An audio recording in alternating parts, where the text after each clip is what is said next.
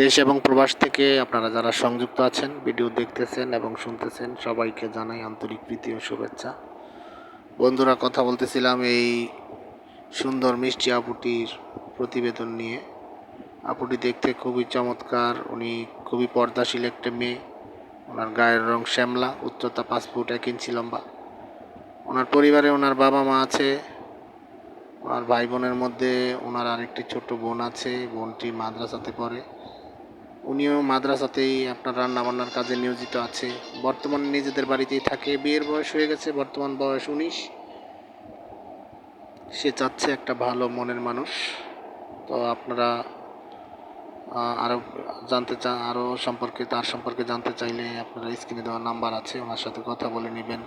আর ওনার কথা হচ্ছে, মূলত ওনার বিয়ে শাদী হচ্ছে না, ওনারা দরিদ্র পরিবারের মেয়ে, কিন্তু যে ধরনের বিয়ে শাদী ওনারা আসতেছে, ওনারা আপনার প্রচুর ব্যয়বহুল আপনার যৌতুকের দাবি দাবা নিয়ে আসে, যেটা ওনার পক্ষে সম্ভব হচ্ছে না ক্যারি করা। তো এমত অবস্থায় উনি চাচ্ছে একটা ভালো দায়িত্ববান লোক, যে তার সার্বিক পরিস্থিতি সব কিছু দেখে জেনে শুনে বুঝে ওনাকে জীবনসঙ্গী হিসাবে করে নেবেন।